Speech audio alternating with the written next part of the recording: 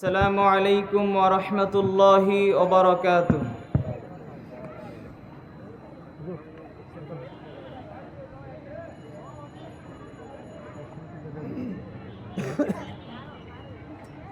আলহামদুলিল্লাহি ওয়াহদা ওয়াসসালাতু ওয়াসসালামু আলা মান লা নাবিয়্যা বা'দা। আম্মা বা'দ فأعوذ بالله من الشيطان الرجيم. بسم الله الرحمن الرحيم. يا أيها الذين آمنوا كلوا من طيبات ما رزقناكم. وعن أبي هريرة رضي الله تعالى عنه قال قال رسول الله صلى الله عليه وسلم إن الله طيب لا يقبل إلا الطيب. ثم ذكر الرجل يطيل السفر أشعث أكبر يمد يديه إلى السماء يا رب يا رب ومطعمه حرام وملبسه حرام ومشربه حرام وغذي بالحرام أن يستجاب له. رواه مسلم. وعن أبي هريرة رضي الله تعالى عنه قال قال رسول الله صلى الله عليه وسلم يأتي على الناس زمان لا يبالي المرء ما أخذ منه أمن الحلال أم من الحرام. رواه البخاري. সম্মানিত উপস্থিতি, প্রশংসা আল্লাহ তাআলার জন্য। আমরা সকলে বলি আলহামদুলিল্লাহ। শান্তি ও রহমতের ধারা বর্ষিত হোক সর্বকালের সর্বশ্রেষ্ঠ মহামানবের ওপর। আমরা সকলে বলি সাল্লাল্লাহু আলাইহি ওয়াসাল্লাম। আজ এই দিনই বৈঠকে সংক্ষিপ্ত সময়ে আমার আলোচনার বিষয় হারাম রুজির ভয়াবহতা। হারাম রুজির ভয়াবহতা সম্পর্কে গুরুত্বপূর্ণ তথ্যবহুল আলোচনার চেষ্টা করব ইনশাআল্লাহ। প্রথমে আপনাদের অনুরোধ জানাচ্ছি, আপনারা যারা আশেপাশে বসে গল্প করছেন, চায়ের দোকানে রয়েছেন, অপ্রয়োজনীয় কথাবার্তা বলছেন, আপনাদের কাজকর্ম বন্ধ করে সামিয়ানার নিচে এসে বসে আলোচনা শোনার চেষ্টা করুন। আল্লাহ তাআলা আপনাদের তৌফিক দান করুক, আল্লাহুম্মা আমিন। প্রথমে আমরা জেনে নিব হালাল হারাম কাকে বলে। হালাল শব্দের অর্থ বৈধ বা সিদ্ধ। ইসলামী শরীয়তের পরিভাষায় আল্লাহ তাআলা যেই কাজ করতে বা যে বস্তু খেতে আদেশ করেছেন বা নিষেধ করেন নাই সেটি হালাল। হারাম শব্দের শাব্দিক অর্থ অবৈধ, নিষিদ্ধ। ইসলামী শরীয়তের পরিভাষায় ইসলাম যে কাজ করতে বা যে বস্তু খেতে নিষেধ করেছে সেটি হারাম। প্রত্যেকটা মুসলিমের ওপর দায়িত্ব, কর্তব্য, একজন মুসলিম পৃথিবীর হারাম বস্তুকে পরিত্যাগ করে হালাল থেকে ভক্ষণ করবে। সাথে সাথে প্রত্যেকের একথা মনে রাখতে হবে, মানুষ আল্লাহ তাআলাকে সন্তুষ্ট করার জন্য যে ইবাদত করে, প্রত্যেকটা ইবাদত কবুল হওয়ার শর্ত হচ্ছে হালাল রুজি। যদি কোনো ব্যক্তির হালাল রুজি না হয়, ওই ব্যক্তির রুজির মধ্যে যদি হারাম থাকে, ওই ব্যক্তি যতই সালাত আদায় করুক, যাকাত প্রদান করুক, হজ করুক আর উমরা করুক, দান সদকা করুক, যাই করুক না কেন, ওই ব্যক্তির কোনো ইবাদত আল্লাহর দরবারে কবুল হবে না। কোরআনুল কারীমে আল্লাহ তাআলা পৃথিবীর সকল মানুষকে হালাল রুজি খাওয়ার কথা বলেছেন। মানুষদের মধ্যে থেকে বাছাই করে আল্লাহ তাআলা মুমিনদেরকে বিশেষভাবে বলেছেন আবার এই মুমিন ব্যক্তিদের মধ্যে যাদেরকে আল্লাহ তাআলা মনোনীত করে নবুয়ত রিসালাত দিয়েছেন, আল্লাহ তাআলা সেই নবী রাসূলদেরকেও হালাল রুজি খাওয়ার কথা বলেছেন। আল্লাহ তাআলা পৃথিবীর সকল মুমিন বান্দাদের ডেকে বলেন, ইয়া আইয়ুহাল্লাযীনা আমানু, হে ঈমানদারগণ, কুলু মিন তাইয়্যিবাতি মা রাযাকনাকুম, তোমাদেরকে যে রুজি দেওয়া হয়েছে এই রুজি থেকে তোমরা বৈধ রুজি ভক্ষণ করো। মানুষদেরকে পরীক্ষা করার জন্য আল্লাহ তাআলা পৃথিবীতে হালালও দিয়েছেন, হারামও দিয়েছেন, কিন্তু প্রত্যেকটা ব্যক্তির উপর দায়িত্ব, কর্তব্য একজন ব্যক্তি হারাম রুজি পরিত্যাগ করে হালাল রুজি ভক্ষণ করবে। যদিও রাসূল সাল্লাল্লাহু আলাইহি সাল্লামের ভবিষ্যৎবাণী থেকে বোঝা যায় এমন যুগ কিয়ামতের পূর্বে চলে আসবে যেই সময় মানুষেরা শুধু অর্থ সম্পদ উপার্জন করবে, কিন্তু কোনো ব্যক্তি লক্ষ্য করবে না সে যা উপার্জন করছে তা হালাল উপার্জন করছে, তা বৈধ উপার্জন করছে নাকি সে হারাম উপার্জন করছে। যেমনটি বুখারীতে এসেছে, আবু হুরায়রা রাদিয়াল্লাহু তাআলা আনহু বলেন, রাসূল সাল্লাল্লাহু আলাইহি ওয়াসাল্লাম বলেছেন, ইয়াতি আলান নাসি জামানুন, অচিরেই মানুষের নিকটে এমন যুগ চলে আসবে, লা ইউবালিল মারউ মা আখাযা মিনহু আম মিনাল হালালি আম মিনাল হারাম। সেই সময় মানুষেরা শুধু অর্থ সম্পদ উপার্জন করবে, কিন্তু মানুষেরা বিবেচনা করবে না সে যা উপার্জন করছে তা হালাল উপার্জন করছে নাকি সে হারাম উপার্জন করছে। আমরা যদি আমাদের সমাজের দিকে লক্ষ্য করি তাহলে আমরা দেখতে পাবো আজকে আমাদের সমাজের মানুষেরা শুধু অর্থ উপার্জন করে। আমার প্রতিবেশী ভাইয়ের 5তলা বিল্ডিং রয়েছে, আমারও 5তলা বিল্ডিং লাগবে, তার 10 লক্ষ টাকা ব্যাংক ব্যালেন্স রয়েছে, আমারও লাগবে, এই বলে মানুষেরা শুধু অর্থ সম্পদ উপার্জনের প্রতিযোগিতায় নেমে গিয়েছে, কিন্তু কোনো ব্যক্তি একবার চিন্তা করে দেখছে না সে যা উপার্জন করছে তা হালাল উপার্জন করছে নাকি হারাম উপার্জন করছে। আজকে মানুষেরা অনেকে আল্লাহ তাআলাকে সন্তুষ্ট করার জন্য অনেক ইবাদত করে, সালাত আদায় করে, যাকাত প্রদান করে, অনেক ইবাদত করে, কিন্তু মানুষের আজকে ওই বিষয়ের দিকে ভ্রুক্ষেপ করে না যেই বিষয় মানুষের ইবাদতকে নষ্ট করে দেয়। আমরা অনেকেই এই কথা হয়তোবা বুঝতে পারিনি। মানুষেরা আজকে আল্লাহ তাআলাকে সন্তুষ্ট করার জন্য সালাত আদায় করে, যাকাত প্রদান করে, হজ করে, দান খায়রাত করে, এগুলো সকল কিছু ইবাদত, কিন্তু যেই জিনিস এই ইবাদতকে ধ্বংস করে দেয় অর্থাৎ হারাম রুজি, আল্লাহ তাআলার দরবারে এই ইবাদতগুলিকে কবুল করা হতে যে বস্তু বাধা দেয় হারাম রুজি, এই হারাম রুজির দিকে আজকে কেউ ভ্রুক্ষেপ করে না। অথচ ইবাদত কবুলের একটি শর্ত হলো হারাম রুজি, হালাল রুজি। যদি কোনো ব্যক্তির রুজি হালাল না হয়, হারাম যদি হয়, তাহলে তার ইবাদত আল্লাহর দরবারে কবুল হবে না। আমরা রাসূল সাল্লাল্লাহু আলাইহি সাল্লামের হাদিস থেকে জেনে নিই। মুসলিমে হাদিস এসেছে, আবু হুরায়রা রাদিয়াল্লাহু তাআলা আনহু বলেন, রাসূল সাল্লাল্লাহু আলাইহি ওয়াসাল্লাম বলেছেন, ইন্নাল্লাহা তাইয়্যিব, আল্লাহ হলেন পবিত্র, লা ইয়াকবালু ইল্লা তাইয়্যিবা, আল্লাহ পবিত্র ছাড়া গ্রহণ করেন না। সুম্মা যাকারার রাজুল, এরপরে আল্লাহ রাসূল সাল্লাল্লাহু আলাইহি সাল্লাম একজন ব্যক্তির কথা উল্লেখ করলেন, ইউতিলুস সাফারা, যেই ব্যক্তি সফরে রয়েছে, দূরে রয়েছে, আশআসা আকবারা ইয়ামুদ্দু ইয়াদাইহি ইলাস সামা, এমত অবস্থায় তার চুলগুলো ধুলাবালি মসৃণ এবং চুলগুলো এলোমেলো, শরীরে ধুলাবালি, এমত অবস্থায় ওই ব্যক্তি তার 2 হাত আসমানের দিকে উত্তোলন করে বলছে, ইয়া রব, হে আমার প্রভু, ইয়া রব, হে আমার প্রভু, ইয়া রব, হে আমার প্রভু। রাসূল সাল্লাল্লাহু আলাইহি সাল্লামের পরে বলছেন, ওয়া মাতামুহু হারামুন, তার খাদ্য আছে হারাম, ওয়া মাশরাবুহু হারামুন, তার পানি আছে হারাম, ওয়া মালবাসুহু হারামুন, তার পোশাক আছে হারাম, ওয়া গুদিয়া বিল হারামি, তার জীবিকা নির্বাহ হারাম, আন্না ইউস্তাজাবু লাহু, তার ইবাদত আল্লাহর দরবারে কি করে কবুল হতে পারে। আমরা হয়তো এই হাদিস এখন পর্যন্ত বুঝতে পারিনি। কিভাবে বুঝতে পারিনি আপনাদেরকে একটু বুঝাই, মনোযোগ দেন। রাসূল সাল্লাল্লাহু আলাইহি সাল্লাম বলেছেন, সালাসাতু দাওয়াতু মুস্তাজাবাতিন লা শাক্কা ফিহি, 3 শ্রেণীর মানুষের দোয়া আল্লাহ তাআলা কখনো ফেরত দেন না। 3 শ্রেণীর মানুষ আল্লাহ তাআলার দরবারে দোয়া করলেই কবুল হয়ে যায়।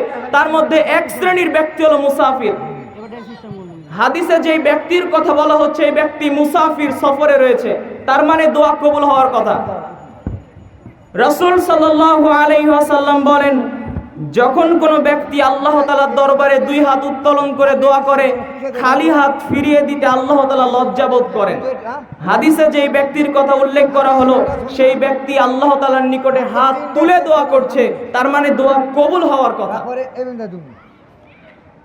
রাসূল সাল্লাল্লাহু আলাইহি সাল্লাম যে ব্যক্তির কথা উল্লেখ করলেন সেই ব্যক্তি মুসাফির অবস্থায় রয়েছে, অর্থাৎ তার দোয়া কবুল হতে পারে, এবং ওই ব্যক্তি হাত তুলে দোয়া করছে, অর্থাৎ তার দোয়া কবুল হওয়ার কথা। কিন্তু রাসূল সাল্লাল্লাহু আলাইহি সাল্লাম বললেন তার দোয়া কবুল হবে না, কেননা তার রুজি হারাম রয়েছে। অনুরূপভাবে হাদিস থেকে আমরা শিক্ষা নিতে পারি, আমি আপনি যতই সালাত আদায় করি, যাকাত প্রদান করি, হজ করি, যতই দান খায়রাত করি না কেন, পৃথিবীতে যত ইবাদত রয়েছে আমি আপনি যদি সকলে ইবাদত করি, আমার আপনার খাদ্য যদি হারাম হয়, পোশাক যদি হারাম হয়, জীবিকা নির্বাহ হারাম হয়, আমার আপনার ব্যাংক ব্যালেন্স, চাকরি বাকরি যদি হারামের উপরে হয়ে থাকে, আমি আপনি পৃথিবীতে যতই ইবাদত করি না কেন আমার আপনার কোন ইবাদত আল্লাহর দরবারে কবুল হবে না। কিন্তু আমরা এই ইবাদতের দিকে খেয়াল করি না। ও হাজী সাহেব, আপনি নাকি হজ করে এসেছেন, হজ করে এসে আপনি বলছেন মান হাজ্জা লিল্লাহি ফালাম ইয়ারফুক ওয়া লাম ইয়াফসুক রাজা কায়াউমি ওয়ালাদহু উম্মু। আমি হয়ে গেছি ওই দিনের মতো যেদিন আমার মা আমাকে জন্ম দিয়েছে, অথচ হাজী সাহেব বোনের জমি চুরি করে হজ করতে গেছে। হাজী সাহেব তার মেয়েদেরকে একটাও জমি দেয়নি, ছেলেদেরকে জমি দিয়ে চলে গেছে, আর হাজী সাহেব এসে হজ করে গর্ব করছে। হাজী সাহেবের বিষয়গুলো বোঝা উচিত। আমাদের সমাজে এমনও মানুষ রয়েছে যেই মানুষেরা নিজেদের বোনের জমি নিয়ে নেয়, নিজের ভাইয়ের জমি নিয়ে নেয়, নিজের ছেলেদেরকে সকল জমি দিয়ে দেয়, কিন্তু নিজের মেয়েদেরকে দোয়া দিয়ে দেয়। যেই সকল ব্যক্তিরা এরকম ভাবে মানুষের জমি আত্মসাৎ করে, অন্যের জমি নিজের জন্য নিয়ে নেয়, ওই সকল ব্যক্তিদেরকে মনে রাখা উচিত, যদি ওই সকল ব্যক্তিরা অন্যের জমি নিজের নামে নিয়ে নেওয়ার পরে, নিজের বোনের জমি নিজের নামে নিয়ে নেওয়ার পরে, নিজের ভাইয়ের জমি নিজের নামে নিয়ে নেওয়ার পরে যদি মৃত্যুর আগ পর্যন্ত যদি কাবা ঘরের গিলাফ ধরে টানে আর বলে আল্লাহ আমাকে ক্ষমা করো, আল্লাহ আমাকে ক্ষমা করো, এরকম ভাবে যদি ওই ব্যক্তি নিজের বোনের জমি নিয়ে নেওয়ার পরে মৃত্যুর আগ পর্যন্ত যদি কাবা ঘরের গিলাফ ধরে টানে, ওই ব্যক্তির মৃত্যুর পরে যদি ওই ব্যক্তির কবর মসজিদের পাশে নয়, যদি ওই ব্যক্তির কবর কাবা ঘরের নিচেও দিয়ে দেওয়া হয়, তবু আল্লাহ তাআলা তাকে ক্ষমা করবে না, কেননা ওই ব্যক্তি তার বোনের জমি নিয়ে মানুষের সাথে জড়িত পাপ করেছে, এটা আল্লাহর সাথে জড়িত পাপ নয়।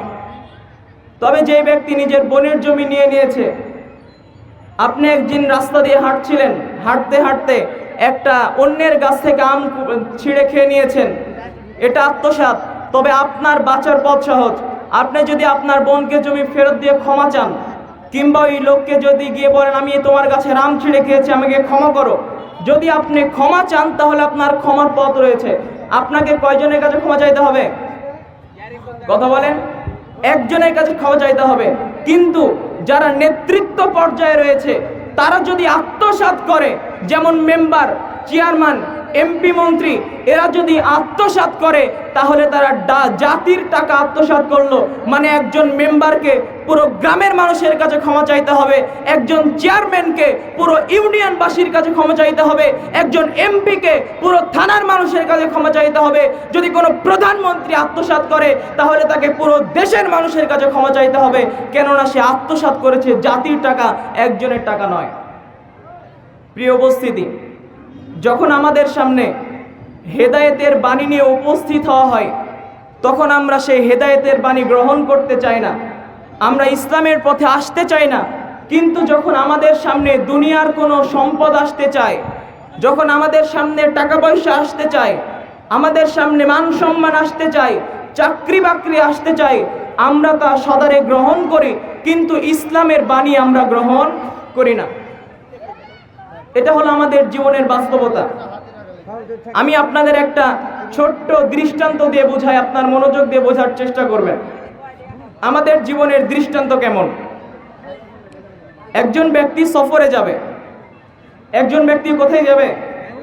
সফরে যাবে নিজের পরিবারকে নিয়ে। ওই ব্যক্তি নিজেই গাড়ির ড্রাইভার। লোকটি যখন বাড়ি থেকে বাহির হয়েছে, কিছু দূর যাওয়ার পরে রাস্তায় একজন ব্যক্তি হাত ইশারা করছে, লোকটি গাড়ি নিয়ে তার কাছে গিয়ে থামলো। যে বলছে কি নাম, কি চাও? তখন ওই ব্যক্তি বলছে আমার নাম ধন সম্পদ। সকলে বলেন তো ওই লোক কি বলল? আমার নাম ধন সম্পদ। মুরব্বী, আপনি চায়ের দোকানে বসে আছেন, শুনুন আপনাকে বলছি। যুবক, তুমি এখানে ওখানে দাঁড়িয়ে রয়েছে, আমি তোমাকেই বলছি শোনো। মা বোনেরা এখানে ওখানে বসে রয়েছেন, গল্প করছেন, আমি আপনাকে বলছি।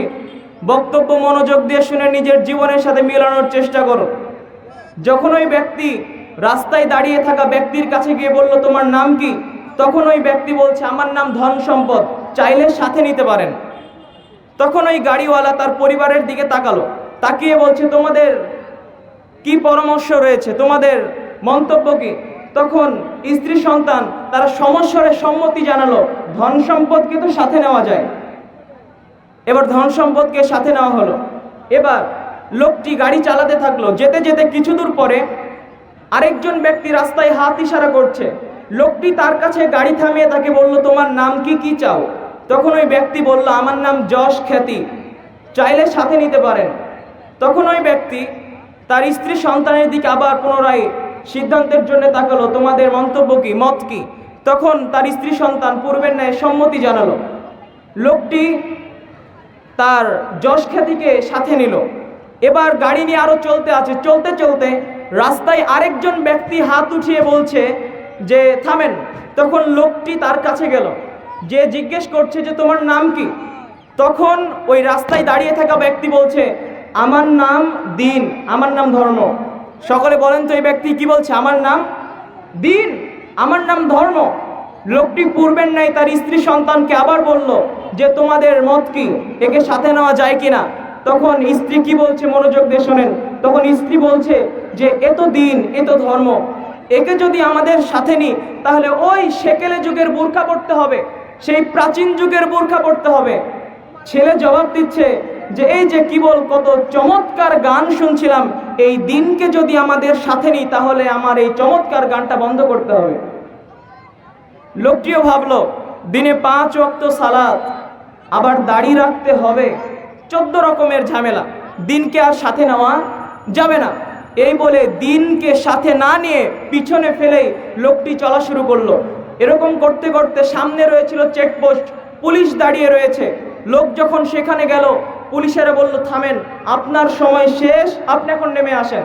লোকটি যখন নেমে আসলো তখন পুলিশেরা তাকে বলল আমাদের সাথে আপনি চলেন। তখন ওই লোকটি বলছে আমার সাথে আমার স্ত্রী সন্তান রয়েছে, আমার সন্তান সন্ততি রয়েছে, আমার সম্পদ রয়েছে, আমার যশ খ্যাতি রয়েছে, আমি সাথে নিই। তখন পুলিশেরা বলছে জি না, আপনার সময় শেষ, আপনি আর তাদেরকে সাথে নিতে পারবেন না। আজকে কেবলমাত্র আপনার সাথে যাবে আপনার দিন, আপনার ধর্ম। তখন লোকটি বলছে আমার দিনকে তো আমি পিছনে ফেলে রেখে এসেছি, একটু সময় দেন, আমি দিনকে নিয়ে আসি।